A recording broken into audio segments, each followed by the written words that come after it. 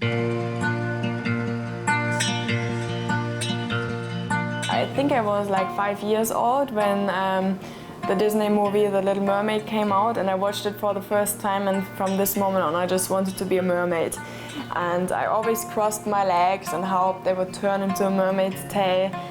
Didn't happen, but I always dreamed of mermaids, and for Christmas I always got like Barbies in the mermaid tail and stuff. And at this time I really didn't think that 20 years later I will actually really become a real-life mermaid. The park up ahead is glistening with baby light.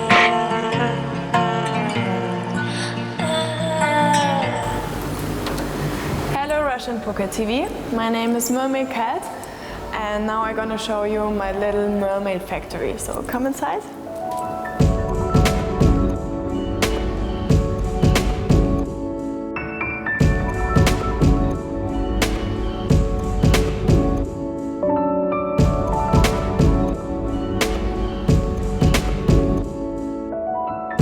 Okay, welcome to my home, to my little mermaid factory. It's not very big, but the most space in this flat, yeah, I will use to decorate and create my new mermaid tails and mermaid tops. So for example, like this one, so I use different materials, like different kind of fabric colors. Obviously they must be waterproof, and yeah, because mermaids are usually swimming in the ocean and not just hanging around in the sun. Sequences, all different kinds and colors, like fishing nets, pearls, even like some little stuff sometimes, like what the children used to play in. Can sometimes use it quite nice to put on a mermaid bra. Having a big project in Bali in the end of this month, so I had to prepare, yeah, like many different bras, so many different designs, different colors, everything. When I start to design, for example, the mermaid tops, I normally don't have a big idea in my head. So what I do is I just have a look at it, I see which colors I want, I see what kind of materials I've got. Like for this one I have the sequences, the pearls, some fabric color, and then I got pants where you can make pearls with, or glitter pants. And then, yeah, I just start somehow with something on one side, and then, I don't know, it just comes into my mind. I don't design it before, I don't draw anything, I just start on the bra itself.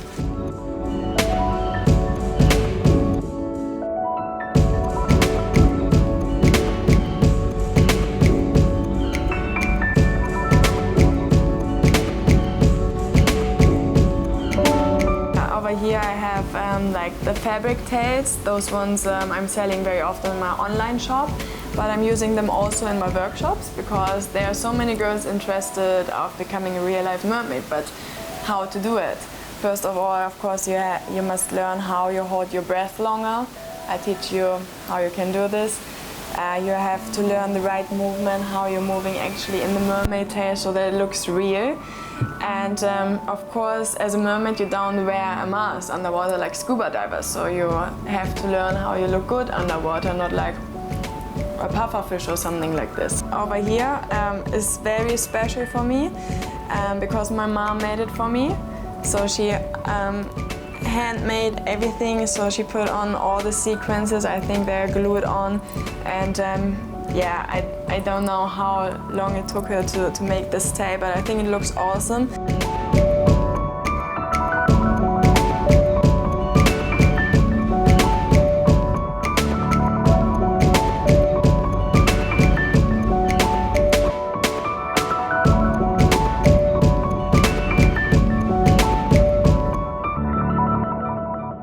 So now you have seen how I design and create all my mermaid tails and the mermaid tops. But now I would say let's go to the beach and I will show you actually how to use them. They're making a mess. They're making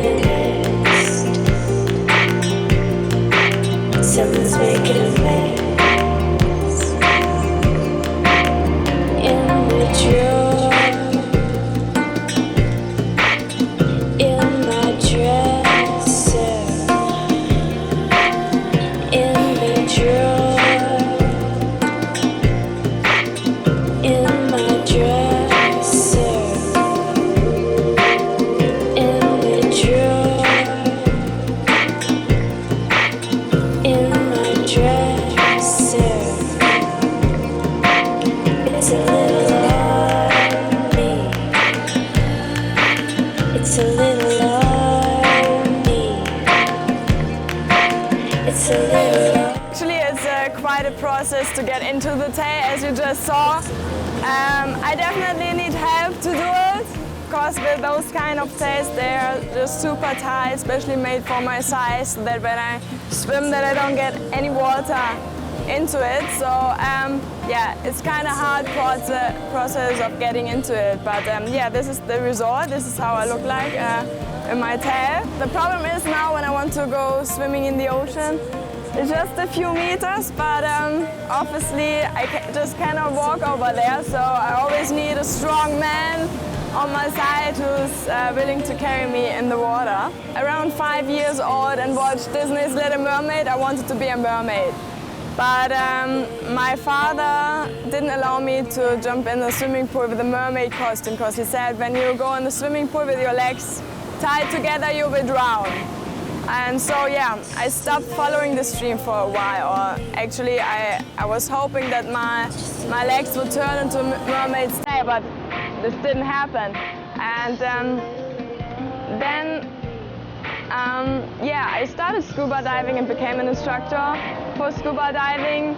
And after I spent so much time underwater, I thought, okay, now there must be a way of becoming a real-life mermaid. And what I did first was I took free diving courses, just to get better underwater, just to learn how to hold my breath for a longer time. And then, yeah, I created my first mermaid tail. I jumped into the water and Mermaid Cat was born. And now every dive is different, every breath hold is different, but my record breath hold is a little bit over 3 minutes now. I am almost living underwater, and I have this passion for scuba diving, but without the tank in my mermaid tail, the feeling is just so different. If I swim down to the wreck in Ratchayai, it's around 20 meters deep, and I've been there 100 times with scuba diving, but when I go down there without the tank on my back and come back up, this feeling what you have in your body is, you cannot explain it. It just feels like, whoa, oh my God, I was able to do this on a single breath, going 20 meters down, swimming through a wreck and coming up, and I see all my friends and colleagues down there with their scuba tanks and just wave and shoot back up. So it's an amazing feeling. And like 2 years ago, I never thought that I would be actually able to do this. The water is my friend, and the animals, the creatures living underwater, some of them, they have this very bad images, like sharks, for example, because Hollywood always promotes them as monsters and stuff, but actually they're not. I love swimming with sharks. I love swimming with barracudas, turtles, everything. They are so friendly, and yeah, it's such a shame that so many of those creatures in the ocean have this bad images. I think it's just because people are always scared of things they don't really know. Okay, Russian Phuket TV, this was Mermaid Cat. I will see you in the ocean. Sweet ocean kisses.